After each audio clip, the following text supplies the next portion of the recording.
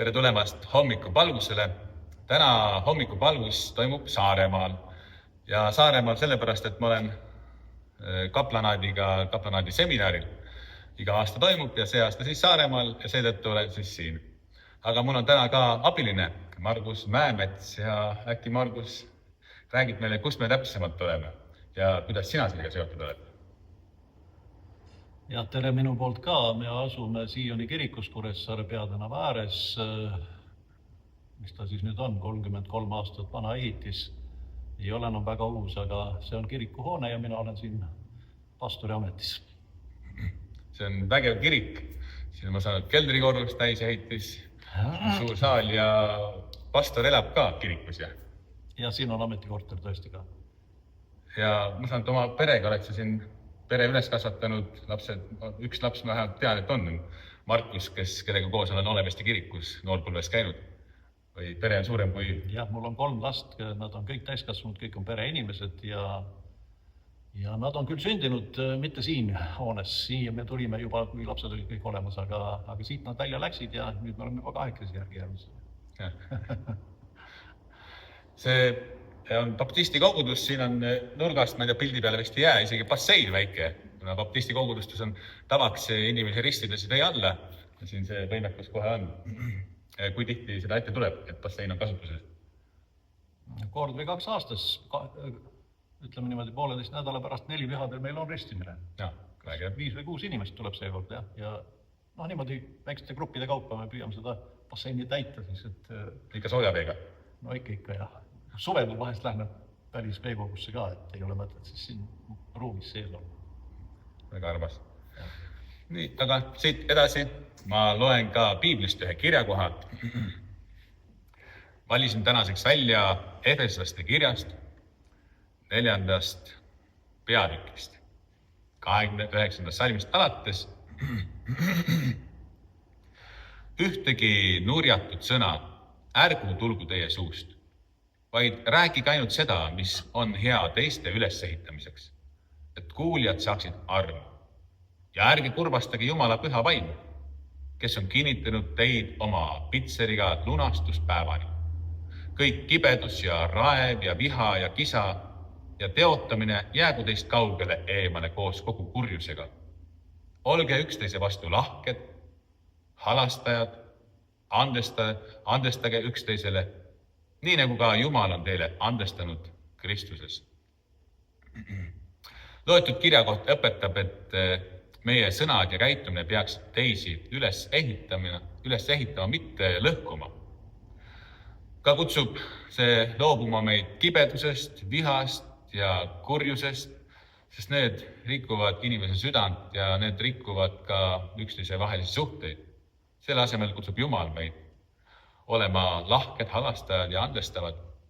Oli kunagi selline inimene, võib-olla mõned on kuulnud, Corrie ten Boom, kes oli kristlane, elas Hollandis tollel ajal, kui toimus teine maailmasõda. Ja kuna teisel maailmasõja ajal juute tapeti, pandi koonduslaagritesse, nende peal tehti erinevad katseid.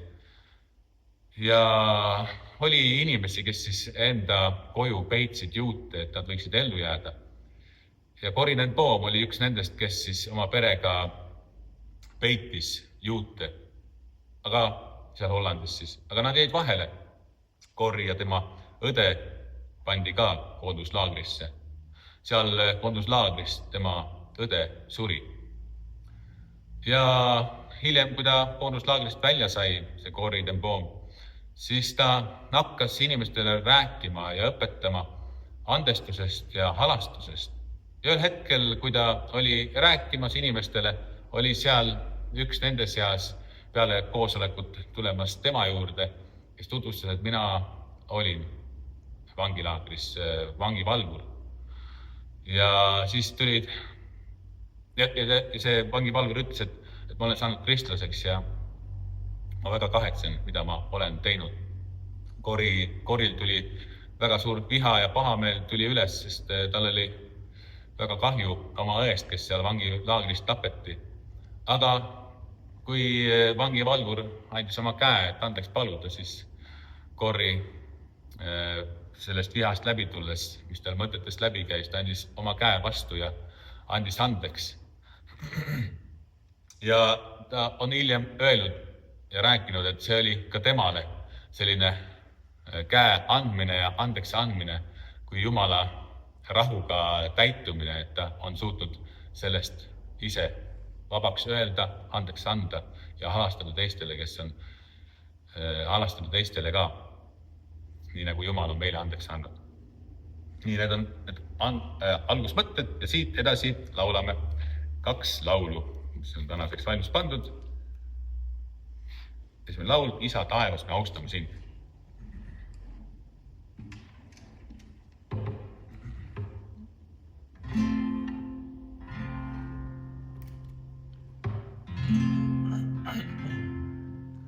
Isa taevas, me austame sind.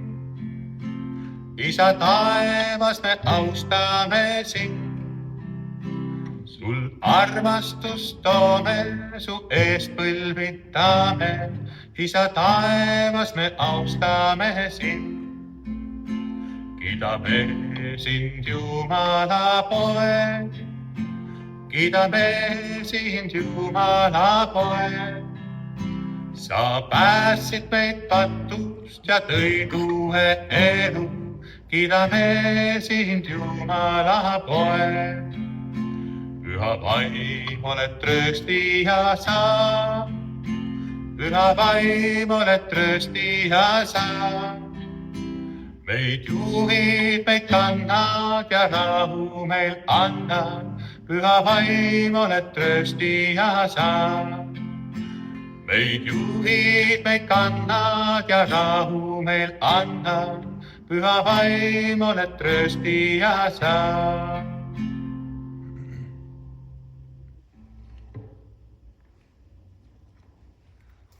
Teine laul, Isa või Issand sinu kätel.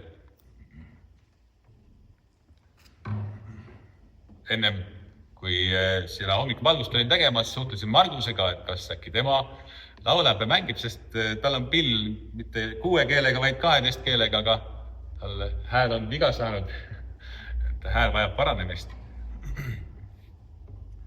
Ja siis laulan täna mina üksi. Issand sinu kätel, elada ma saan.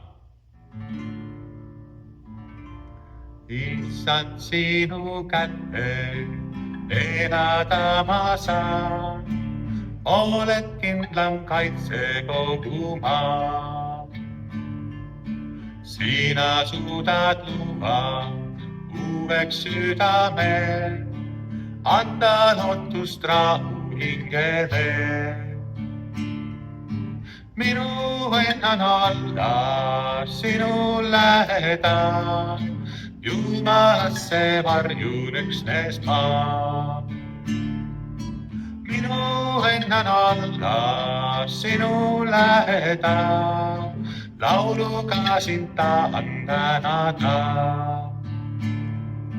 Issand sinu kätte elada ma saan, sinul jätkub ande jagada.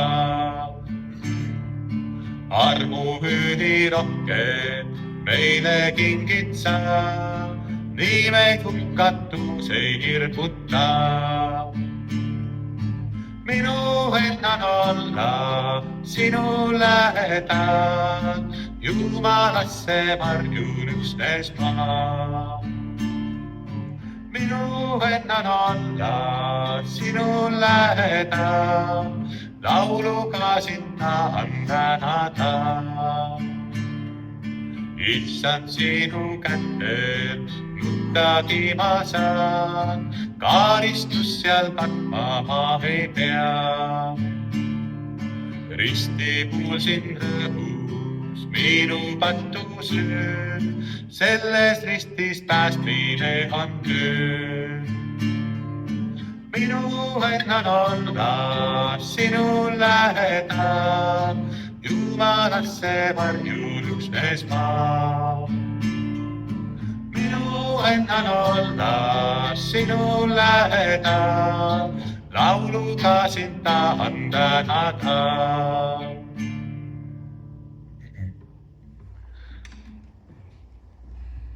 selline ilus laul ja nüüd jääme kuulama, mida Margus on meile siis tänaseks valmis pannud. Palun, Margus. No nii, tervitan siis veel kord. Soovin ilusat päeva, Jumala õnnistusi kõikidele. Jah, mu hääl ei ole kõige parem, aga ma püüan hakkama saada. Lisaks sellele, mida siis sai juba öeldud, et ma töötan siin koguduses pastorina juba mitukümmend aastat. Aga ma olen samal ajal olnud 25 aastat ka autokoolis teooriaõpetaja. Kuna mu esimene kõrgharidus on sellest valdkonnast, Tehnikaülikoolist. Ja teooriaõpe sisaldab suurel määral ju liikluseeskirjade õpetamist alustavatele autojuhtidele.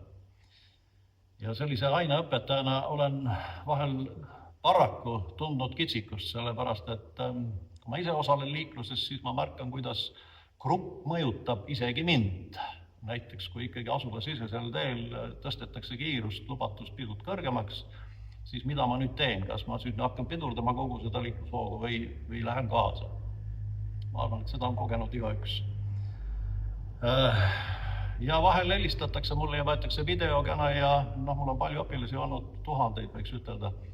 Ja siis küsitakse, et kuule, et mis märk see on või kas ma siin võin parkida ja siis näidatakse seda kohta ja eks ma siis püüan inimesi aidata.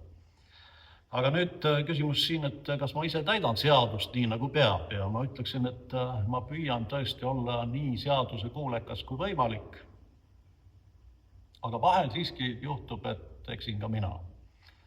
Ja nüüd ongi see väike lugu, eks ole, umbes 7 aasta tagusest ajast, kus mu kodulinnas nihutati asula piiri ning koos sellega viidi ka asula märk mitusada meetrit kaugemale, kui ta varasemalt oli. Ja kuigi ma olin seda muutust juba märganud, ei olnud see päris minu harjumuseks kinnistunud ja nii juhtus ühel päeval, et kui ma olin pisut ajameelsem, siis ma sõitsin nii-öelda linnast välja ja tõstsin oma kiiruse üle lubatud piiri seal, kus ma seda ikka olin harjunud tegema, kus varem oli see asula piirimärk, eks ole. Ja võta näpust, seal ta nüüd oligi see naispolitseinik, kes ilusti astus välja, andis märku sõiduki peatamiseks ja ma sain muidugi kohe aru, milles oli asi. Kui siis minu dokumendid olid kontrollitud ja isik tuvastatud, siis küsis see tore naispolitseinik minu käest, et mis teie kiirus nüüd oli siis? Ja siis ma muidugi vastasin talle, et jah, ma tunnistan oma viga, see oli vanast harjumusest selles kohas tõepoolest mõnevõrra üle lubatu ja ma palun tõesti vabandust. Jah, nii see oli, vastas politseinik, aga palun jälgige märke ja head teed teile, ütles ta mulle. No selle peale ma tänasin teda ja ütlesin siis ise, et te teete head tööd. Ma ei hakanud pikemalt vestlema, et ma olen tegelikult samamoodi koolitan autojuhte ja olen huvitatud, et nad korrektselt liikleksid. Soovisin sellele inimesele ilusat päeva ja edu. Ja tegelikult oli see väga meeldiv kohtumine ja jättis mulle väga hea tunde. Tookord ma sain ju lihtsalt väikese hoiatuse, aga võib-olla täna ma ei oleks enam nii kergelt pääsenud. Ometi see suurendas minu austust politsei vastu ja püüdsin pärast seda olla palju tähelepanelikum ja hoolikam, sest mulle oli osutatud arm. Nüüd ma loeksin ühe seda lugu toetava piiblisalmi.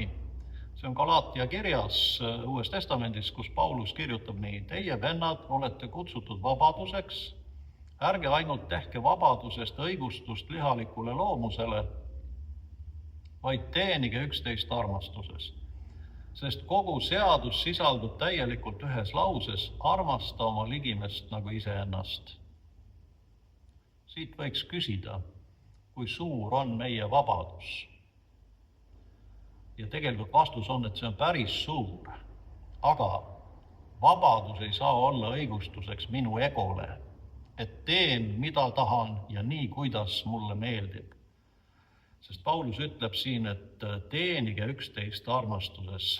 Ma peaksin tegema seda, mis on kasulik minu kaasinimesele, mitte niivõrd mulle. Ja kui ma armastan oma ligimest, milleks ju Uus Testament meid kõiki läbivalt üles kutsub, siis kummaline küll mahun ma seaduse raamesse päris ilusti ära. Sellepärast, et ühes teises kohas ütleb piibel, tsiteerin, et armastus ei tee ligimesele kurja. Ja see kehtib nüüd kõikide suhtes. See kehtib minu kui lihtsa liikleja suhtes, aga see kehtib ka tegelikult sellesama kontrollija suhtes. Ja kui nüüd see kontrollija tajub, et selles olukorras on põhjust anda inimesele armu, võib see isegi suurendada seaduse kuulekust ja austust. Minu puhul see nii oli. Vahel on nii, et kui karistatakse täie rangusega, siis võib see tekitada hoopis trotsi. Nii et keegi meist ei ole perfektne. See on tõsi. Me ikka eksime. Aga kasulik on tunda seadust, et seda siis ka täita, aga teate, kui hea on kogeda armu. Ja lõpetan tsitaadiga Luuka evangeeliumi 6. peatükist, kus siis evangelist ütleb: olge armulised, nagu teie isa on armuline. Ärge mõistke kohut ja ka teie üle ei mõisteta kohut. Ärge mõistke hukka ja ka teid ei mõisteta hukka. Andke andeks ja teile antakse andeks. Selle mõõduga, millega teie mõõdate, mõõdetakse teile tagasi. Aamen. Aamen. Aitäh, Margus, hea sõnumi eest. Nüüd siit edasi saame minna ka laulu juurde. Ma tahan laulda sulle tänuviisi. Tänuviisi siis Jumalale.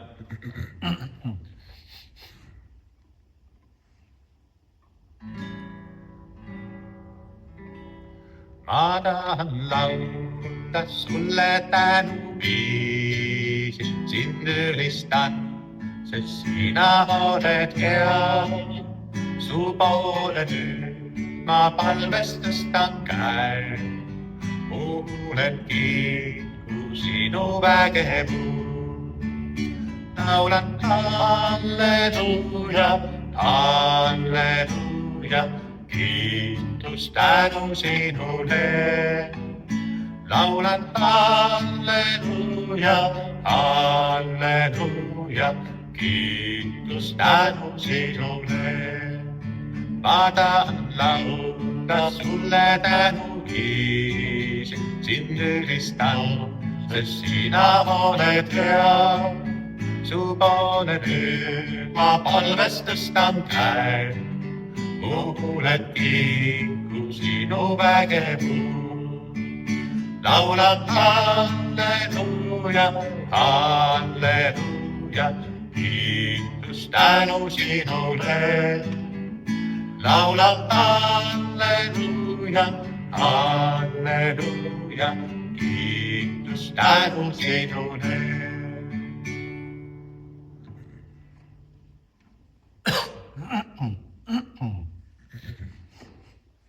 Nii, alati saab Jumalale tänulik olla, nii nagu see laulusõnad olid, tahan laulda selle tänuviisi, tänu riiete eest, tänu kätte-jalgade eest, tänu sõprade eest, kodu eest, töökoha eest.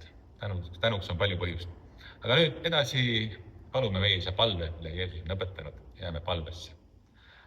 Meie isa, kes sa oled taevas, pühitsetud olgu sinu nimi, sinu riik tulgu, sinu tahtmine sündigu, nagu taevast nõnda ka maa peal. Meie igapäevast leiba anna meile tänapäev ja anna meile andeks meie võlad, nagu meiegi andeks anname oma võlglastele. Ja ära saada meid kiusatusse, vaid päästa meid ära kurjast, sest sinu päralt on riik ja vägi ja au igavesti. Aamen. Ja pastor Margus jagab nüüd meile Jumala õnnistust. Issand, õnnistagu teid ja hoidku teid. Issand, lasku oma pale paista teie peale ja olgu teile armuline. Issand, tõstku oma pale teie üle ja andku teile rahu. Jumala Isa, Poja ja Püha Vaimu nimel.